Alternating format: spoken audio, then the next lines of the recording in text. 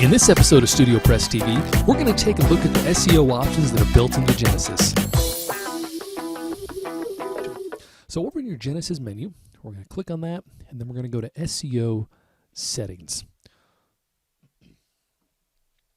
Now the first section pertains to your doc title settings, and as it says in the documentation on the screen, the document title is the single most important SEO tag in your document source. Now, we have several different options for you to work with your document title. The first one on by default is to append the site description to the doc title on the home page, and the other option there is to append the site name to the doc title on the inner pages. Now, why would you want to append the site description to the doc title on the home page? Why do we have that checked off by default? Why would you maybe leave that unchecked? Well, the reason that maybe you would have that checked is if your site title is a brand name instead of a keyword. So, for example, Studio Press, that's a brand name. It's not really a keyword. If you'll notice, on our doc title, we have Studio Press, and then we've also appended the description, which is Premium WordPress Themes. Now, we would like to rank high for Premium WordPress Themes. Now, obviously, if anybody types in Studio Press, our site's going to come right up. But if they type in Premium WordPress Themes, we want to rank high for that content, and so we include that in our document title. And so we've appended the site description to the document title on our home page. Now, you could also choose to check off to append the site name to the doc title on your inner pages. Now, there's a couple reasons why you might want to do this, and these are completely up to you. The first one is it can help build your brand. Obviously, anytime that your brand name or your site title appears in search engine results or wherever, it helps build brand recognition. So that's one reason why you might want to include it. A second reason you might want to include it is just for user friendliness. Anytime that somebody hits their back button or they're looking through their browser history, maybe at a certain blog article, they'll notice that it came from your site, and that can be a source of user friendliness to them as well. Now, the other options that we have here, if you do choose to append to your description or your site name in your SEO here, you can either do it to the left or the right. Now, why choose left? Why choose right?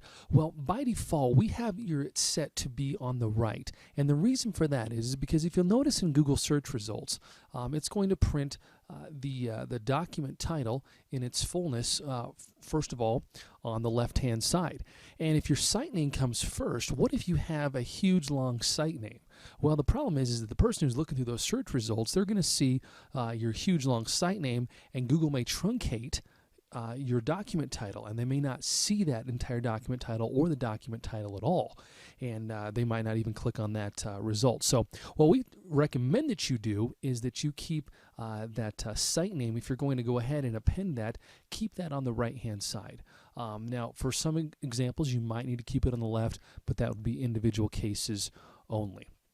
Now, down under the homepage settings, we're going to determine what text we'd like to have wrapped in H1 tags. Now, as we say here, the H1 tag is arguably the second most important SEO tag in the document source. And so we encourage you to choose wisely. Now, by default, we are going to have the site title wrapped in an H1 tag, but you could also choose the site description, or you could choose neither. Now, why would you choose the site description possibly over the site title? Well, it really depends on what you want to rank for. So, for example, let's say that you have a site called creativecakes.com, and you make custom cupcakes, and you're a brick and mortar shop, and you're based in, let's say, Denver, Colorado, and your main audience is to get people to walk into your store and to buy cupcakes. Now, you may sell online, you may not, but your particular demographic is to get people off the street to come and walk in. Now, if people are searching for cupcakes, you want them to find your store that's in Denver. So if you only wrap your site title in H1 tag, it may not be as useful to you because it'll just be custom cupcakes. Now, in your site description, you may have the best cupcakes in Denver. And there, what we can do is if we choose to wrap our site description there, we're ranking higher for keywords that we really want people to be searching for us by. So cupcakes that are in Denver, the best cupcakes. And so wrapping the site description can be better in this particular instance for our search engine results. And then also, maybe neither of these will fit your circumstance, and you can wrap your own text on the home page there. Now, obviously, here, if you have your home doc title, if you leave the doc title field blank, your site's title will be used instead. You could obviously put in your own custom title in that particular place. Now, the next two options we have down here is to put in a home meta description and also to put in home meta keywords. Now, meta descriptions and meta keywords are not typically used as much by search engines anymore, but you can still put them in, particularly for keywords. And search engines really today don't give them a lot of consideration. One reason why it could be helpful to put in keywords here is it can help you start to think about what content you want to rank high for. And the meta description actually does appear, and that can be used in search engine results to show maybe what your site is about, and it will maybe put in a short text blurb that appears in search engine results. So it can help build brand recognition, or it can help build awareness of what your particular article or site is about. Next, we have the homepage robot meta tags, and they tell search engines how to handle the homepage.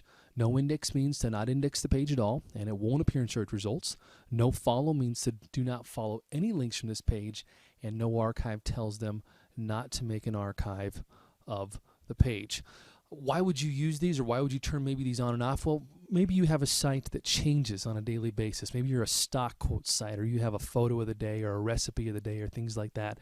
And it doesn't make a lot of sense to maybe archive these things. Now, the next element we have down there is the document head settings. And by default, WordPress places several tags in your document head, and we've found that most of these are completely unnecessary. They don't really provide a lot of search engine optimization value, and so we choose to include them. So they're off by default. Now, you may have a specific need for a plugin or a non-typical use, and we do allow you to enable them here if you want to.